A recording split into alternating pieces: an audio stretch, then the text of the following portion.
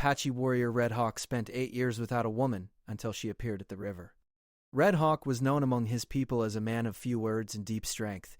He did not speak unless it was necessary, and when he did, others listened. His walk was steady, his eyes sharp, and his presence carried calm authority. He was not the loudest warrior nor the most boastful, but everyone knew he could be trusted. For 8 long years, he had lived without the company of a woman, without comfort, and without opening his heart to anyone beyond duty. The choice was not forced on him. It was one he made himself. Years ago, Red Hawk had learned that pain could enter quietly and stay forever if one was not careful. After that lesson, he closed the door to that part of his life. He decided that solitude was safer. The land, the wind, and the mountains asked nothing from him except respect. People, on the other hand, could take more than they gave. Each morning, Red Hawk rose before the sun. He washed his face with cold water, tied his hair back, and stepped outside his simple shelter. The air was always cool at that hour, and he welcomed it. It reminded him that he was alive, alert, and present. He checked his tools, prepared for the day, and offered a silent moment of respect to the earth beneath his feet. His days were full, yet empty at the same time. He hunted when needed, trained younger warriors when asked, and helped the elders without complaint. He listened more than he spoke. Many in the tribe admired him, but few truly knew him. They sensed a wall around his heart, firm and unbroken. Some believed he carried anger, others believed he carried grief. Red Hawk never corrected them. At night, when the fires burned low and voices faded into the dark, he sat alone. He watched the stars stretch across the sky like old stories written in light. Sometimes memories tried to return. When they did, he pushed them away with steady breathing and patience. He had trained himself well in silence. The elders remembered a different Red Hawk. Once, long ago, he had laughed more. He had spoken with warmth and hope. He had believed in sharing life with another. But time and loss changed him, shaping him into the man he was now. Stronger on the outside, quieter on the inside. No one questioned his choice to remain alone. In the tribe, respect was given to those who walked their own path with honor. Red Hawk did exactly that. He never showed bitterness. He never treated women with coldness or disrespect. He simply kept his distance, as if guarding something fragile inside himself. Seasons passed, one after another. Spring brought green growth and moving water. Summer brought heat and long days. Autumn painted the land in warm colors, and winter wrapped everything in silence.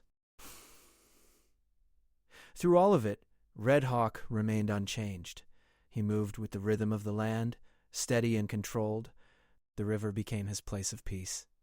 It ran not far from the edge of the territory, winding through trees and stones that had stood there longer than memory.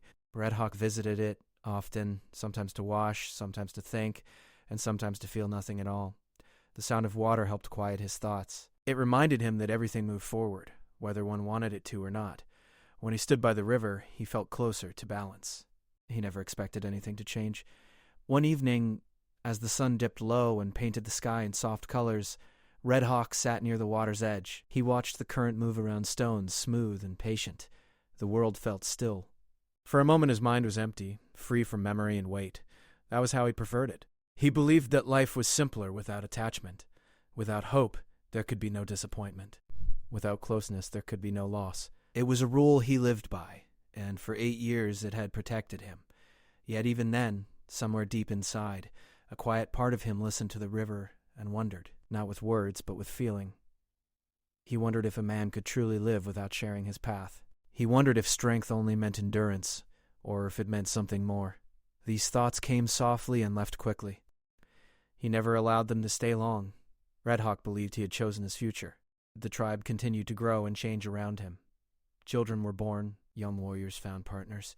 Life moved forward in ways he chose not to follow.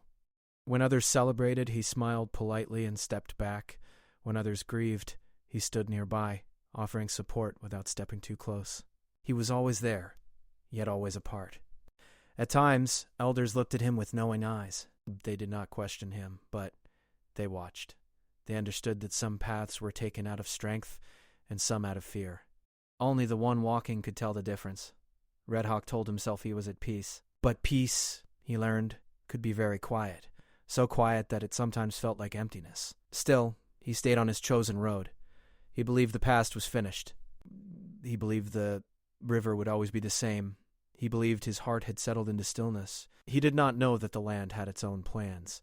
He did not know that the river, which had witnessed his silence for so long, was about to witness something new. He did not know that a single moment could challenge 8 years of certainty. For now, he was simply Red Hawk, the warrior who walked alone, steady and unshaken, unaware that change was already moving toward him, as quietly and patiently as the river itself. The next morning began like any other.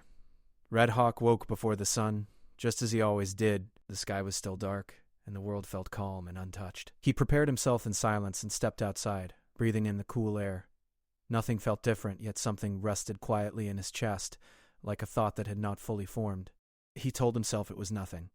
After finishing his early tasks, Red Hawk decided to walk toward the river. He did not plan it. His feet simply carried him there, guided by habit and comfort. The river had always been steady, always familiar. It never surprised him, and that was why he trusted it. As he moved through the trees, he noticed the sounds of the morning. Birds called to one another. Leaves shifted in the breeze. Everything felt alive, yet balanced. When the river came into view, sunlight touched the water, making it shine softly. Then he stopped. Someone was there. At first, Red Hawk thought his eyes were playing tricks on him. He stood still, watching from a distance. Near the edge of the river was a woman kneeling by the water. She moved slowly, carefully, as if she respected the place. Her presence felt calm, not threatening. Still, his body reacted instantly. His muscles tightened and his senses sharpened. No one came to this place unless they had a reason. He remained hidden, observing. The woman wore simple clothing, worn by travel and time. She did not look lost, yet she did not look like she belonged to his people. Her hair was tied back loosely, and her posture showed both weariness and strength. Red Hawk felt something unfamiliar stir inside him. It was not fear. It was not anger.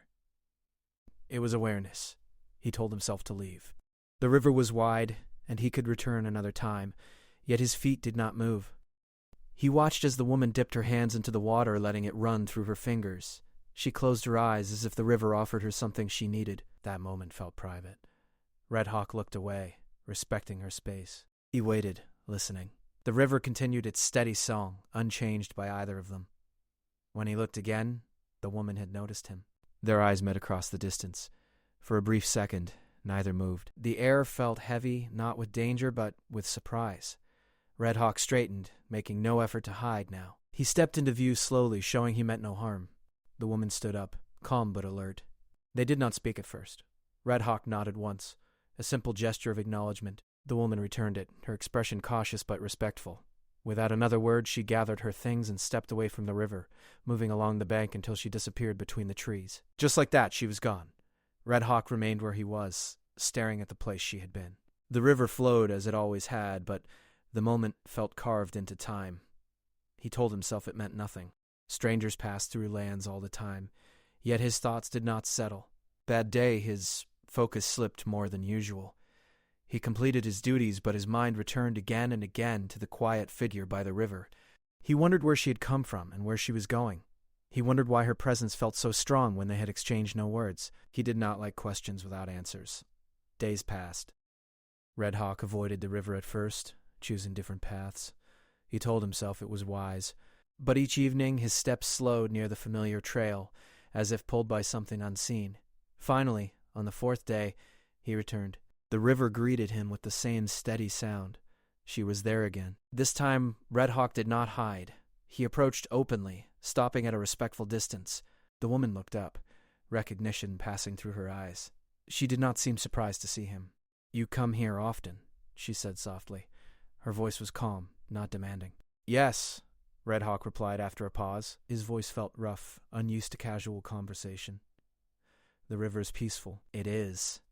They stood in silence, side by side but apart. The space between them felt careful, measured. Red Hawk noticed small details, the way she watched the water, the way she stood firmly, as if rooted. "I don't mean to intrude," she said. "I will leave if this place is important to you." Red Hawk shook his head. "The river belongs to no one." She smiled slightly, not wide but genuine. "My name is Hyena," she said. "I am only passing through." Red Hawk hesitated, then spoke. "They call me Red Hawk." The names settled between them like stones placed gently in water. They did not talk much that day, a few words here and there, small simple things. When they parted, Red Hawk felt a strange heaviness, as if something unfinished remained. Over the next weeks, they met again and again. Sometimes they spoke. Sometimes they sat and shared silence. Red Hawk found that he did not feel pressured to explain himself around her. She did not ask about his past or his choices. She spoke of the land, of traveling, of learning to survive alone. He saw strength in her that did not need to be proven. Slowly, without realizing it, Red Hawk began to wait for these meetings. He found himself finishing tasks early, his thoughts drifting toward the river. He did not like this change, but he did not stop it either. Ayanna never pushed closer than he allowed. She respected his distance, and that made him trust her more. Trust came slowly to Red Hawk, but once given, it held deep roots. One evening, as the sky darkened, Ayanna spoke of loss. Not in detail, but enough for Red Hawk to understand that she carried her own wounds. She spoke plainly, without bitterness. Red Hawk listened, offering no advice, only presence. In that quiet moment, something shifted. Red Hawk realized that his solitude had protected him, but it had also kept him frozen. The river still flowed. The seasons still changed, and here was a woman who stood beside him without asking him to be anything other than what he was. That realization unsettled him. That night, as Red Hawk returned to his shelter, sleep did not come easily. His thoughts moved in circles. He questioned himself, his rules, and the walls he had built. He wondered if he was strong enough to let change exist without losing himself. The river, he knew, would not stop flowing, and neither, it seemed, would the path unfolding before him. As the days continued, the river slowly became more than a quiet meeting place. It became a space where time seemed to move differently. Red Hawk noticed that when he was there, hours passed without him realizing it. The weight he usually carried on his chest felt lighter, though he did not fully understand why. Ayanna began coming earlier in the day. Sometimes she was already there when Red Hawk arrived, sitting on a smooth stone near the water watching the current. Other times she arrived later, her footsteps soft against the earth. Neither of them questioned the timing. It felt natural, as if the river itself had arranged their meetings. Their conversations remained simple. They spoke about the weather, the movement of animals, and the changing seasons. Ayanna shared small stories from her travels, villages she had passed through, mountains she had crossed, and lessons she had learned by being alone. She spoke without pride, without exaggeration. Red Hawk listened carefully, noticing how she chose her words with care. He admired that. Red Hawk rarely spoke of himself. When he did, he kept his words brief. He mentioned his role in the tribe, his respect for the elders, and his duty as a warrior. He did not speak of his pain or the reason he had closed his heart. Ayanna did not push him. She seemed to understand that some truths needed time. Silence often filled the space between them, but it was not uncomfortable. It felt shared, like standing under the same sky, without needing to explain it. One afternoon, the wind picked up, brushing through the trees and rippling the surface of the river. Ayanna wrapped her arms around herself slightly, and Red Hawk noticed she looked tired. "You carry much," he said quietly. She looked at him surprised. "So do you." Red Hawk did not answer. He looked toward the water, watching how it moved around stones without resistance. Ayanna followed his gaze. "The river doesn't fight," she said. "It moves around what stands in its way." As their connection grew, Red Hawk found himself facing thoughts he had avoided for years. At night, when he sat alone under the stars, memories returned more often. He remembered a younger version of himself, open, hopeful, and unafraid to care deeply. He remembered how quickly that version had disappeared. He questioned whether he had truly healed or if he had simply learned how to endure. During the day, others in the tribe began to notice a change. Red Hawk was still disciplined, still focused, but his eyes carried a different light. He seemed less distant, more present. A few elders exchanged quiet glances, saying nothing. They understood change when they saw it. One evening, as the sun dipped low and painted the sky in warm colors, Ayanna spoke again of her journey.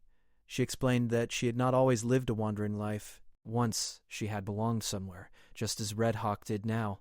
Circumstances had pushed her forward, forcing her to rely on herself. "I learned that strength can be quiet," she said. "It doesn't always need to be seen. The strongest warriors I know are the quiet ones." Ayanna smiled at that. Their bond deepened without touch, without promises. It was built on shared respect and understanding. Red Hawk felt both comforted and unsettled by this closeness. He did not know where it would lead.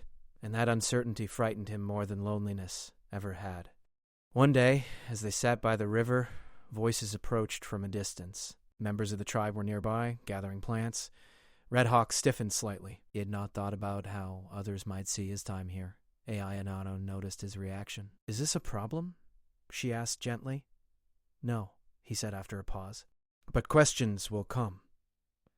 "Do you fear them?" she asked. Red Hawk considered her words. "I fear what they will make me face." She nodded, understanding more than he had said aloud. That night, Red Hawk dreamed for the first time in many years. In his dream, he stood at the river, but the water was deeper, moving faster. He wanted to step forward, but fear held him back. Then he saw Ayana standing on the other side, not calling to him, not reaching out, only waiting. He woke before dawn, his heart heavy and restless. The next meeting felt different.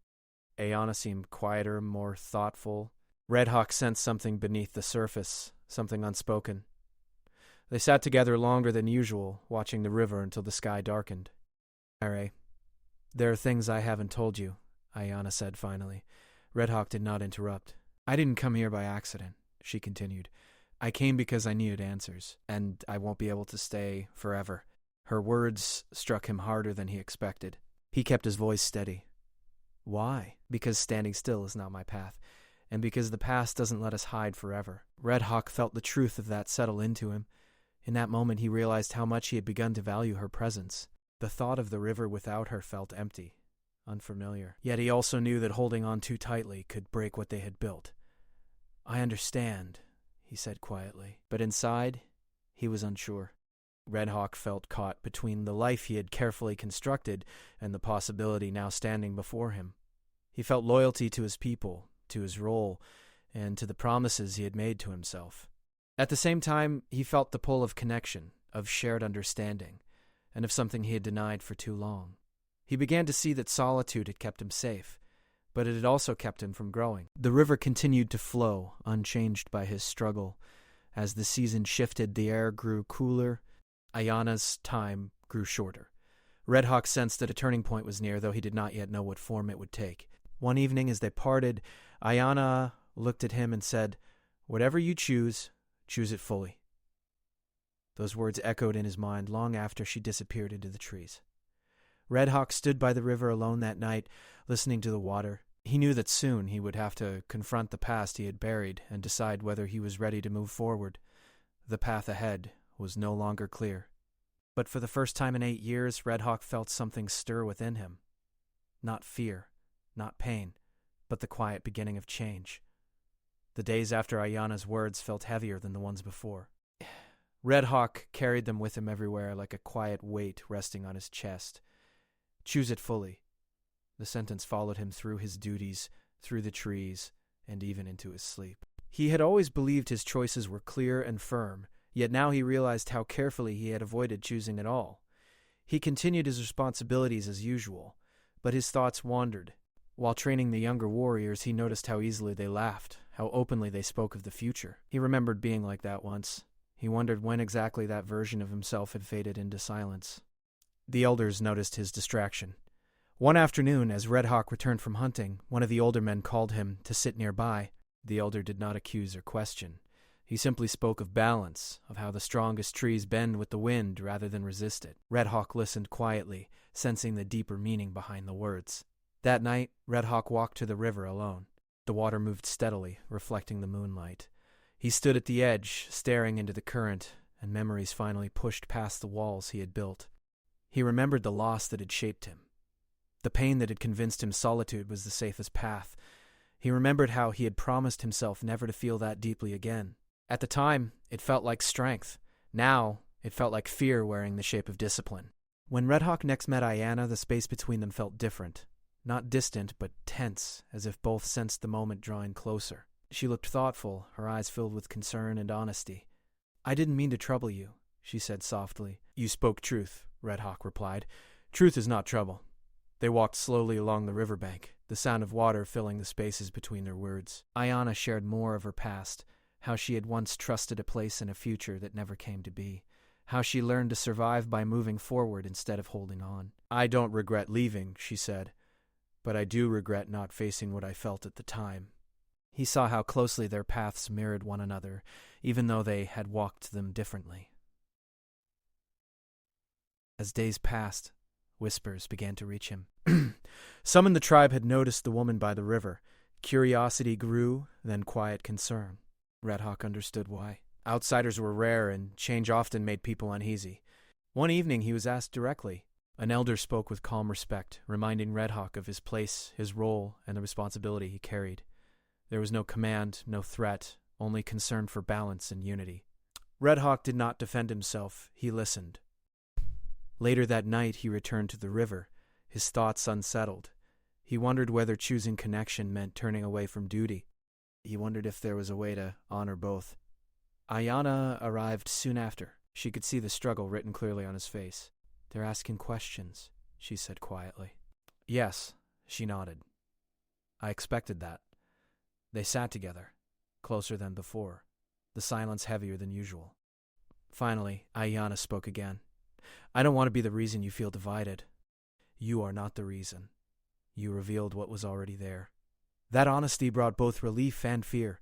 The next days felt like standing at the edge of a storm. Red Hawk felt pulled in opposite directions. One path offered familiarity and safety. The other offered uncertainty, growth, and the chance to live fully again. One morning, Red Hawk woke before dawn from a dream that left his heart racing. In it, he stood at a crossroads. One path was quiet and empty, stretching far into the distance. The other was narrow, filled with light and shadow, and changing with every step. He stood frozen, unable to move. When he reached the river later that day, Ayanna was already there. She looked at him carefully, as if she sensed what he had seen. "I will be leaving soon," she said gently. "There are things I must face elsewhere." The words struck him deeply, even though he had expected them. "I didn't come here to stay forever," she continued, "but I didn't expect to find someone who reminded me what it feels like to belong, even briefly." Red Hawk felt his chest tighten. He wanted to speak, to stop the moment from passing, but words failed him. That evening, the tribe gathered near the fire. Stories were shared, laughter rose and fell, and life continued. Red Hawk sat slightly apart, watching, realizing how much he had been standing on the edge of his own life. Later, he walked alone beneath the stars. He thought about what it meant to be strong. He thought about how long he had survived by not feeling. And he thought about the river, always moving forward, never choosing stillness out of fear. When dawn came, Red Hawk knew he could no longer avoid the truth. He returned to the river for what felt like an important meeting. Ayanna arrived soon after. The air felt charged, filled with unsaid words. "I have lived many years believing that silence was peace," Red Hawk said at last. "But peace without life is only emptiness. I don't know what the future holds," he continued. "I don't know how to walk a path that includes both duty and connection. But I know that turning away again would break something in me." Ayanna's eyes softened. "Whatever happens," she said, "you've already changed." They stood together as the sun rose, casting light over the river. The moment felt like a turning point, even though no clear answer had been spoken. Red Hawk understood now that the hardest battles were not fought with weapons, but within the heart. He had spent years protecting himself from pain, only to realize that pain was part of being alive. As the river flowed beside them, Red Hawk prepared himself for the final choice ahead. Whatever he decided, he would no longer hide from it. The silence he once relied on was breaking. The morning felt different from all the others. The air was quiet, yet full, as if the land itself was waiting. Red Hawk stood near the river before the sun fully rose, watching the soft light move across the water. He felt calm, but not empty. For the first time in many years, calm did not feel like escape. Footsteps approached behind him. Ayanna came to stand beside him, leaving a respectful space between them. Neither spoke right away. The river carried the sound for them, steady and patient. "I leave today," she said at last. Red Hawk nodded slowly. He had known this moment would come, yet hearing the words still settled deep in his chest, he did not feel panic. He did not feel the need to hold her back. What he felt instead was clarity. "I will walk with you part of the way," he said. They moved along the riverbank together, their steps unhurried. Red Hawk noticed how naturally their pace matched, as if they had walked together for much longer than they had. The silence between them was no longer guarded. It was open, honest.